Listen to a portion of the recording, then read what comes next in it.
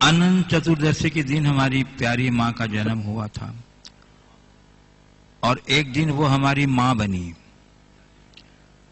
गुरुदेव, बहुत से लोग दुनिया में ये सोचते हैं कि माँ का साथ होना कोई बड़ी बात नहीं, जबकि कई लोगों के सर पे तो माँ का हाथ भी नहीं। तो गुरुदेव, माँ को तो साक्षात भगवान का दर्जा दिया गया है, तो हम ऐसे लोगों को कैसे समझाएं कि माँ की कद्र करो, तो वो हैं तो हम हैं, वरना सब कुछ होते हुए भी इस दुनिया में हमारा कुछ भी नहीं है। कृपया समाधान करेंगे। माँ की महिमा क्या है, इसे उनसे पूछो जिनने अपनी माँ को खोया है। समझ में आ जाएगा कि जीवन में माँ का या पिता का स्थान क्या है। ये तो केवल महसूस करने की चीज है। इसकी तरफ हमारी भावना में प्रगाढ़ता होनी चाहिए, आत्मीयता होनी चाहिए।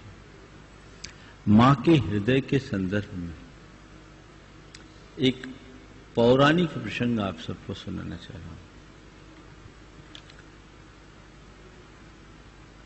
एक श्रेष्ठी अपनी धर्म पत्नी के साथ नित्य की भांति मुनि राजों को आहार देने के भाव से प्रतीक्षा में खड़ा था।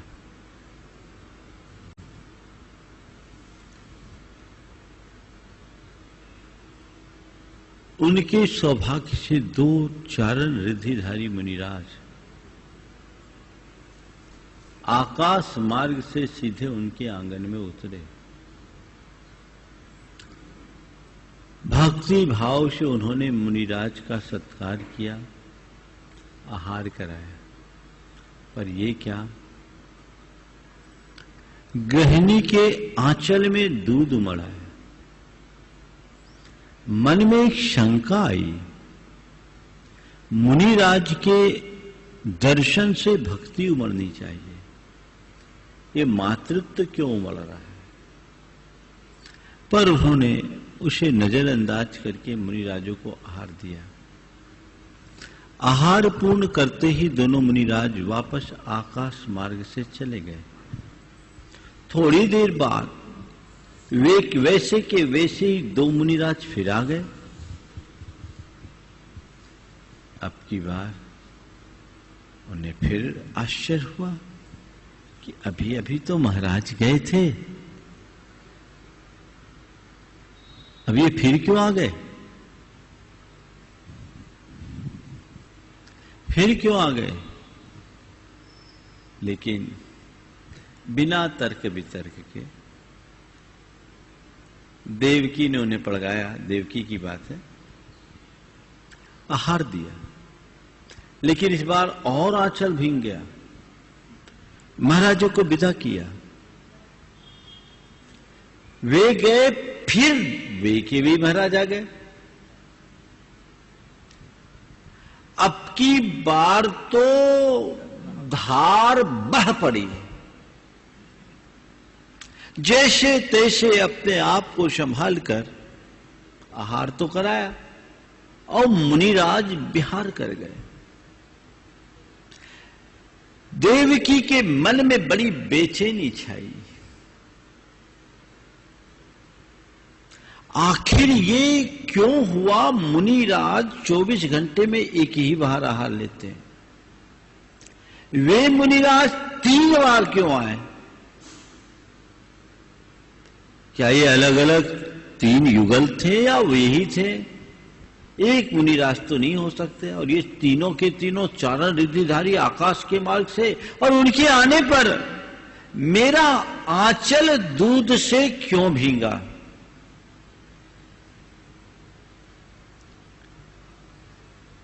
ये प्रश्न मन में उठा। देवकी बेचैन हो उठी और भगवान नेमिनाथ के समोसरण में चले गए। नेमिनाथ से उनने सारे घटनाक्रम को बता दिया और पूछा, भगवान ऐसा हुआ क्यों। तो भगवान ने कहा, देवकी यही मातृत्व की महिमा है। तुम्हें नहीं पता ये मुनिराज कौन थे। वे मुनिराज, एक ही मुनिराज 3 बार नहीं आए, वे 6 अलग अलग मुनि थे जो 2-2 के क्रम से 3 बार तुम्हारे आंगन में आए। और ये और कोई नहीं, तुम्हारे अपने जाए पुत्र थे। कंस के भय से जन्म लेते ही उनको बाहर कर दिया गया था और उनकी जगह मृत पुत्र को रख दिया गया था और कंस उन्हें दीवार में फेंक फेंक के और मारता था। तुम लोगों की जान बच गई। उनकी भद्दालपुर के श्रेष्ठी के यहां लालन पालन हुआ, इन्हें अपने जीवन के रहस्य का बोध हुआ, ये केवल दीक्षित हो गए और आज महान रिद्धि के धारी मुनिराज हैं। आंगन से गुजरते हुए अचानक अनेक वर्षों के अंतराल के बाद तुमने उन्हें पहली बार देखा। उन्हें भी पता नहीं कि तुम कौन हो, लेकिन तुम्हारा जो मातृत्व था, क्योंकि तुम इन्हें दूध कभी नहीं पिला पाई थी, तुम्हारे पुत्र होने के कारण इनका तुम्हारा आंचल भीगा। ये है मातृत्व। लोग समझे, उसका सम्मान करे, सत्कार करे, तभी कोई सार है, अन्यथा